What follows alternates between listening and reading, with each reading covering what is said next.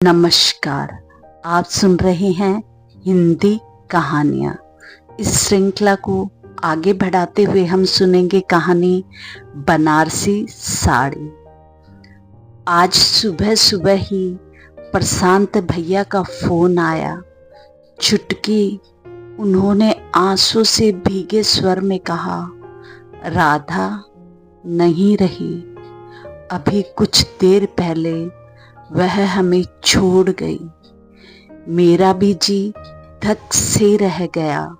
वैसे मैं जानती थी कि कभी न कभी यह दुखद समाचार भैया मुझे देने वाले हैं। जब से उन्होंने बताया था कि भाभी के फेफड़ों का कैंसर हुआ है, मेरे मन में डर बैठ गया था। मैं मन ही मन प्रार्थना कर रही थी कि भाभी को और थोड़े दिनों की मोहलत मिल जाए, पर ऐसा न हुआ।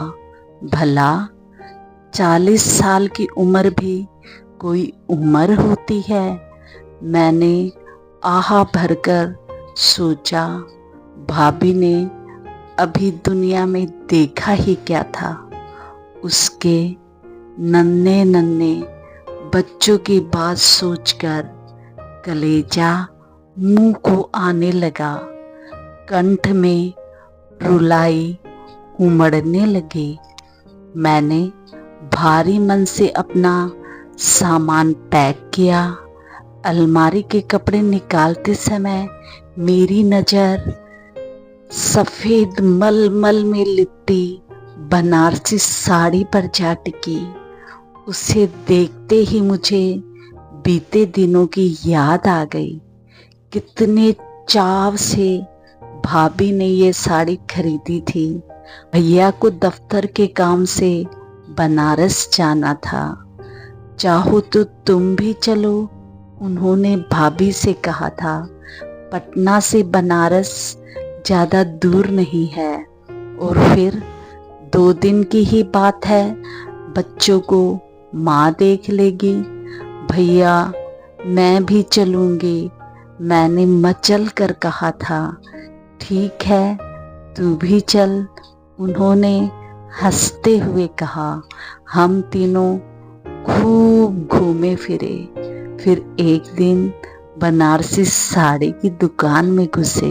बनारस आओ और बनारसी साड़ी ना खरीदो, ये तो हो ही नहीं सकता, भैया ने कहा। भाभी ने काफ़ी साड़ियाँ देख डाली।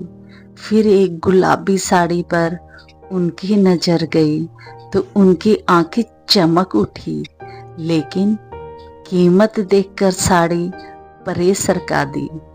क्यों, क्या हुआ? भैया ने पूछा। यह साड़ी तुम्हें पसंद है तो ले लो ना। नहीं, कोई हल्के दाम वाली ले लेते हैं, यह बहुत महंगी है। तुम्हें दाम के बारे में चिंता करने की जरूरत नहीं, कहकर उन्होंने फौरन साड़ी पैक करवा ली और हम दुकान से बाहर निकले। शशि के लिए भी कुछ ले लेते, भाभी बोली। शशि तो अभी साड़ी पहनती नहीं, जब पहनने लगेगी तो ले लेंगे।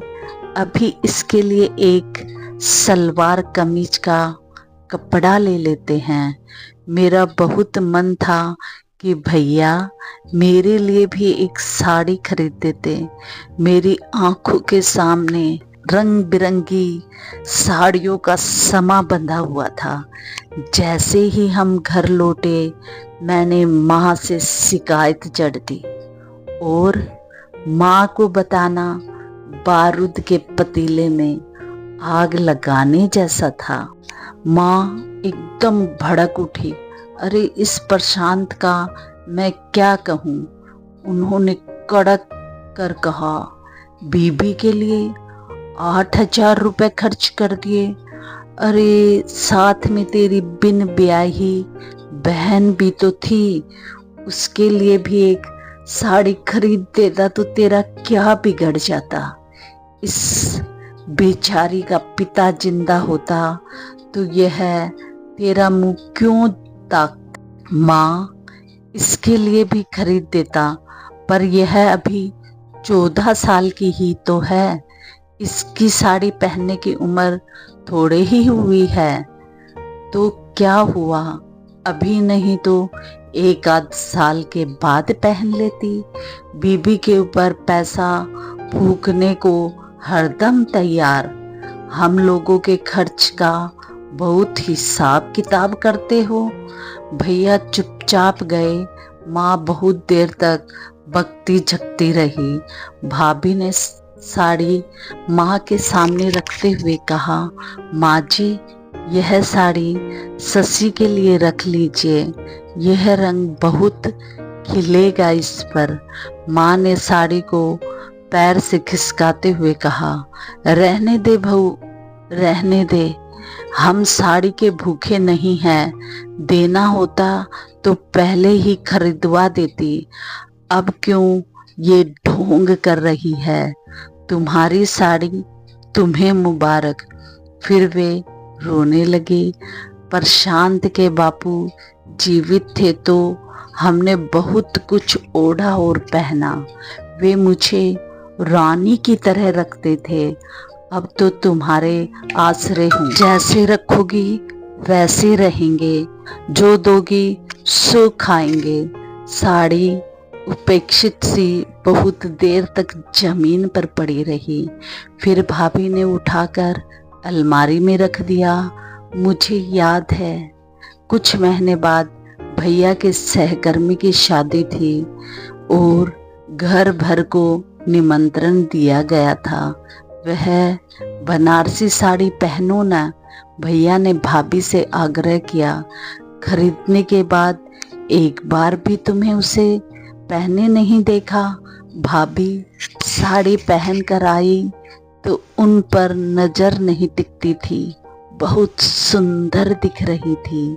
भैया मंत्र मुग्ध से उन्हें एक टक देखते रहे। चलो सब जन गाड़ी में बैठो, उन्होंने कहा। माँ की नजर भैया पर पड़ी तो वे बोले, अरे तू यही कपड़े पहनकर शादी में जाएगा? क्यों, क्या हुआ, ठीक तो है? खाक ठीक है, कमीज की बाह तो फटी हुई है। ओहो, जरा सी सिलाई उधड़ गई है, मैंने ध्यान नहीं दिया। अब यही फटी कमीज पहनकर शादी में जाओगे?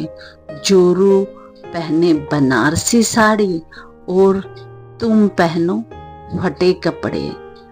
तुम्हें अपनी मान मर्यादा की तनिक भी ख्याल नहीं है। लोग देखेंगे तो हंसी नहीं उड़ाएंगे तुम्हारी? मैं अभी कमीज बदल कर आता हूँ माँ। लाइए, मैं 1 मिनट में कमीज सील देती हूँ, भाभी ने कहा। थोड़ी देर में भाभी बाहर आई तो उन्होंने अपनी साड़ी बदल कर एक सादी फूलदार साड़ी पहन। ये क्या? भैया ने आहत भाव से पूछा। तुम पर कितनी फब रही थी साड़ी, बदलने की क्या जरूरत थी? मुझे लगा साड़ी जरा भड़कीली है, दुल्हन से भी ज्यादा बन सवर कर जाऊं, ये कुछ ठीक नहीं लगता। या चुपचाप बैठ गए। उस दिन के बाद भाभी ने वह साड़ी कभी नहीं पहनी। हर साल साड़ी को धूप दिखाकर जतन से तय करके रख देती। मैं जानती थी कि भाभी को माँ की बात लग गई है। माँ असमय पति को खोकर अत्यंत चिड़चिड़ी हो गई थी।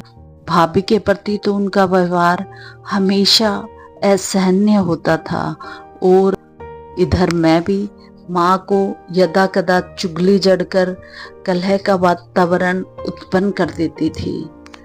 घर में सबसे छोटी होने के कारण मैं अत्यंत लाडली थी। भैया भी जी जान से कोशिश करते थे कि मुझे पिता की कमी महसूस ना हो। उन पर आश्रित होने की वजह से मुझ में हीन भाव न पनपे। इधर माँ भी पल पल उन्हें कचोटती रहती थी कि प्रशांत अब गृहस्थी की बागडोर तेरे हाथ में है, तू ही घर का करता धरता है, तेरा कर्तव्य है तू सबको संभाले, सबको खुश रखे। लेकिन क्या यह काम इतना आसान था? सम्मिलित परिवार में हर सदस्य को खुश रखना कठिन था। भैया प्रशासनिक अधिकारी थे, आय अधिक न थी पर शहर में दबदबा था। लेकिन महीना खत्म होते होते पैसे चुक जाते थे और कई चीज़ों में कटौती करनी होती थी। मुझे याद है एक बार दिवाली पर भैया का हाथ बिल्कुल तंग था। उन्होंने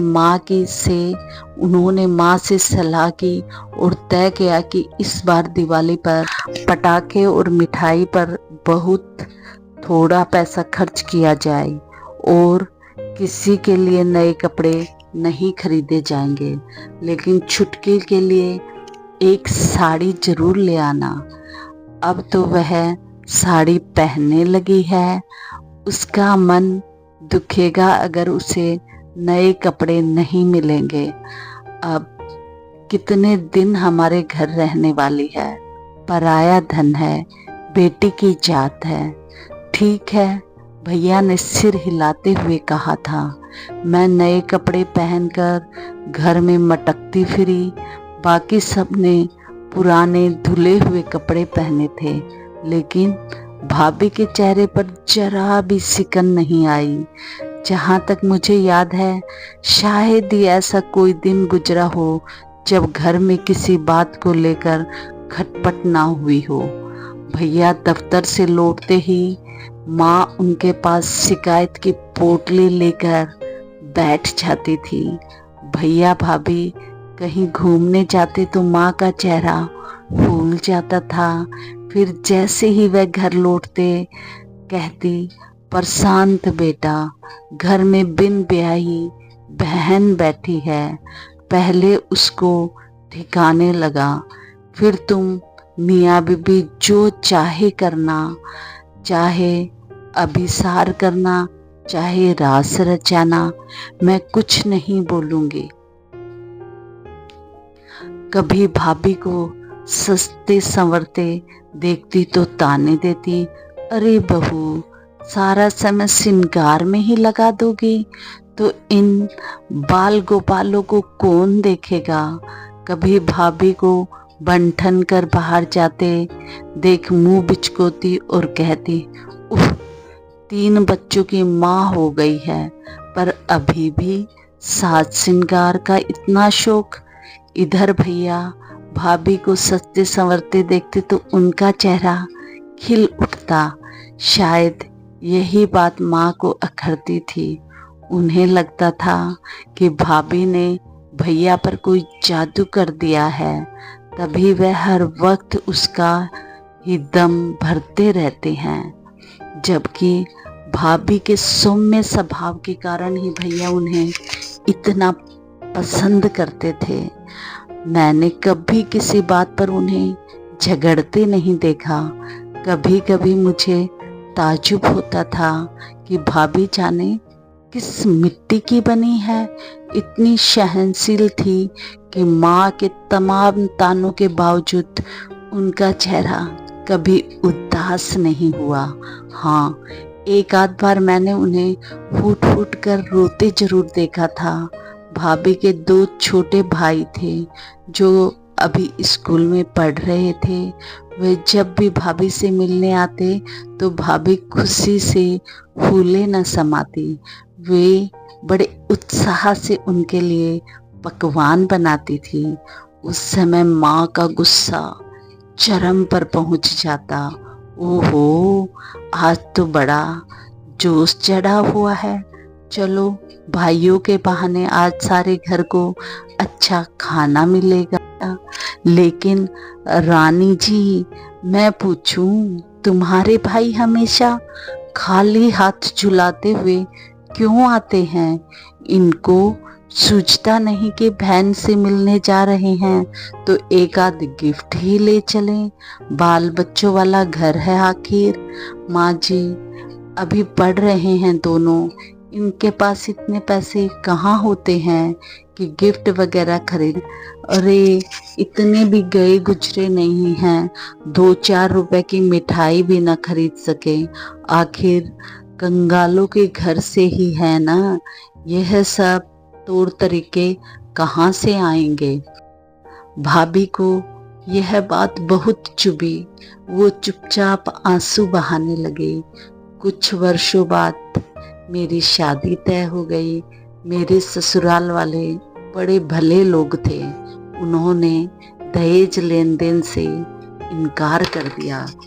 जब मैं विदा हो रही थी तो भाभी ने वह बनारसी साड़ी मेरे बक्से में रखते हुए कहा, छुटकी, यह मेरी तरफ से एक तुच्छ सी भेंट है। अरे ये तो तुम्हारी बहुत ही प्रिय साड़ी है भाभी। हाँ, पर इसको पहनने का अवसर ही कहाँ मिलता है। जब भी इसे पहनोगे तुम्हें मेरी याद आएगी। हाँ भाभी, मैंने मन ही मन कहा, इस साड़ी को देखूंगी तो तुम्हें याद करूंगी। तुम्हारे जैसी स्त्रियां इस संसार में कम होती हैं। इतनी उदार, कभी अपने लिए कुछ मांगा नहीं तुमने, कुछ चाहा नहीं, हमेशा दूसरों के लिए करती रही, बिना किसी प्रकार की अपेक्षा किए। मुझे उनकी महानता का तब एहसास होता है जब वे अपने प्रति होते अन्याय को नजरअंदाज कर जाती। मेरी ससुराल में भरा पूरा परिवार था। 2 नंदे, एक लाडला देवर, सास ससुर।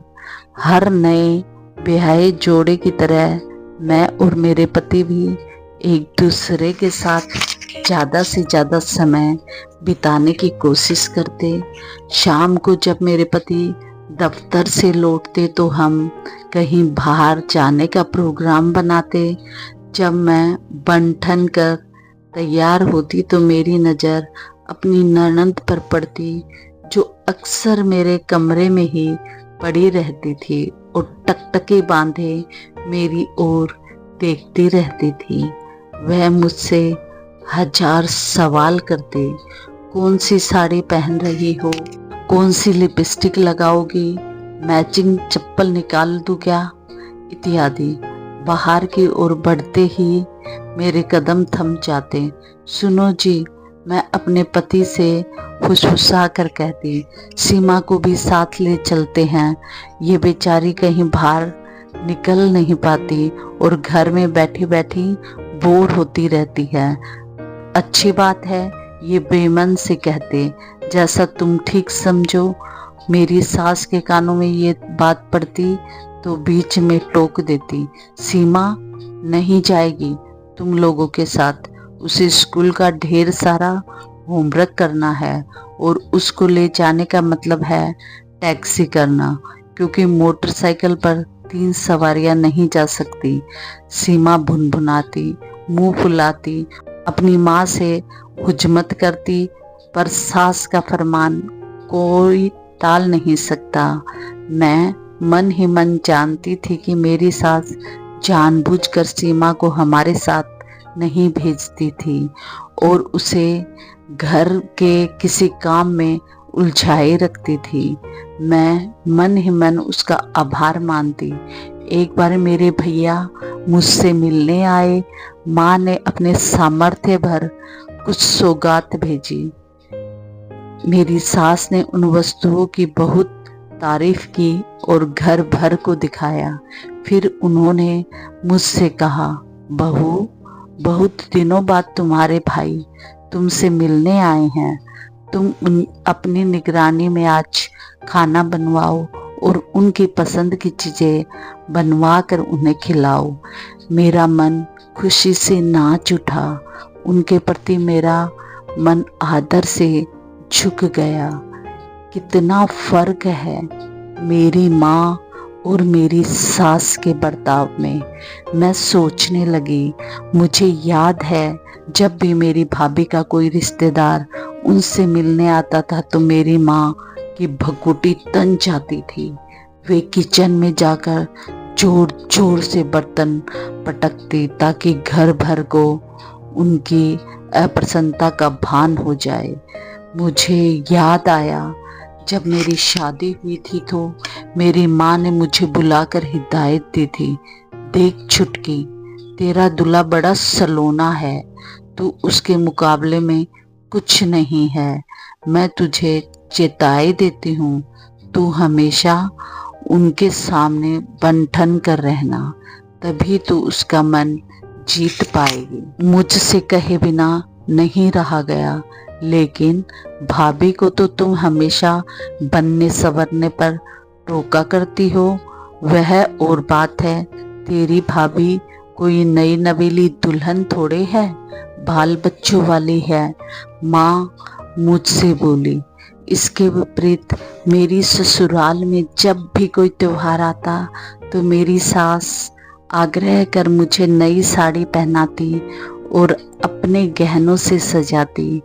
वे सबसे कहती फिरती, मेरी बहू तो लाखों में एक है। इधर मेरी माँ थी जिन्होंने भाभी को तिल तिल कर जलाया था, उनकी भावनाओं की अवहेलना करके उनके जीवन में जहर घोल दिया था। ऐसा क्यों किया था उन्होंने? ऐसा करके न केवल उन्होंने मेरे भाई की सुख शांति भंग की थी, बल्कि भाभी के व्यक्तित्व को भी पंगु बना दिया था। मुझे लगता है भाभी अपने प्रति बहुत ही लापरवाह हो गई थी। उनमें जीने की इच्छा ही मर गई थी। यहाँ तक कि जब कैंसर जैसी जानलेवा बीमारी ने उन्हें धर दबोचा, तब भी उन्होंने अपनी परवाह न की, न घर में किसी को बताया कि उन्हें इतनी प्राण घातक बीमारी है। जब भैया को भनक लगी तब तक बहुत देर हो चुकी थी। जब मैं घर पहुंची तो भाभी की अर्थी उठने वाली थी। मैंने अपने बक्से से बनारसी साड़ी निकाली और भाभी को पहना दी। ये क्या कर रही है छुटकी? माँ ने कहा, थोड़ी देर में तो सब राख होने वाला है। होने दो, मैंने कठोरता से कहा। मुझे भाभी की वह छवि याद आ गई जब वो वधू के रूप में घर के द्वार पर खड़ी थी। उनके माथे पर गोल बिंदी सूरज की तरह दमक रही थी। उनके होठों पर सजल मुस्कान थी। उनकी आंखों में हजारों सपने थे। भाभी की अर्थी उठ रही थी। माँ का रुदन सबसे ऊंचा था। वे गला फाड़ फाड़ कर विलाप कर रही थी। भैया एकदम काट हो गए थे। उनके दोनों बेटे रो रहे थे, पर एक छोटी बेटी नेहा, जो अभी 4 साल की ही थी, चारों ओर अबोध भाव से टुकर टुकर करके देख रही थी। मैंने उस बच्ची को गोद में उठा लिया और भैया से कहा, लड़के बड़े हैं, कुछ दिनों में बोर्डिंग में पढ़ने चले जाएंगे, पर ये नन्ही सी जान जिसे कोई देखने वाला नहीं है, इसको तुम मुझे दे दो। मैं इसे पाल लूंगी और जब कहोगे वापस दे दूंगी। अरे ये क्या कर रही है? माँ फुसफुसाई। तुम क्यों इस जंजाल को मोल ले रही हो? तुझे नाहक परेशानी होगी। नहीं माँ, मुझे कोई परेशानी नहीं होगी। उल्टे अगर बच्ची यहाँ रहेगी तो तुम उसे संभाल न सकोगे, लेकिन तेरी सास की मर्जी भी तो जाननी होगी। तू अपनी भतीजी को गोद में लिए पहुँचेगी तो पता नहीं वे क्या कहेंगी। मैं अपनी सास को अच्छी तरह जानती हूँ माँ, वे मेरे निर्णय से खुश हो जाएंगी। मैंने दृढ़ शब्दों में कहा। मुझे ऐसा महसूस हुआ जैसे भाभी अंतरिक्ष से मुझे देख रही हैं और हल्के हल्के मुस्कुरा रही हैं। मैंने मन ही मन कहा, मैं तुम्हारी बेटी लिए जा रही हूँ। मुझे पक्का विश्वास है कि इसमें तुम्हारे संस्कार भरे हैं। इसे अपने हृदय से लगाकर तुम्हारी याद ताजा कर लिया करूंगी। आप सभी से विनम्र अनुरोध है कि आप ऐसी कहानियाँ सुनते रहने के लिए चैनल को लाइक कीजिए, शेयर कीजिए और सब्सक्राइब कीजिए।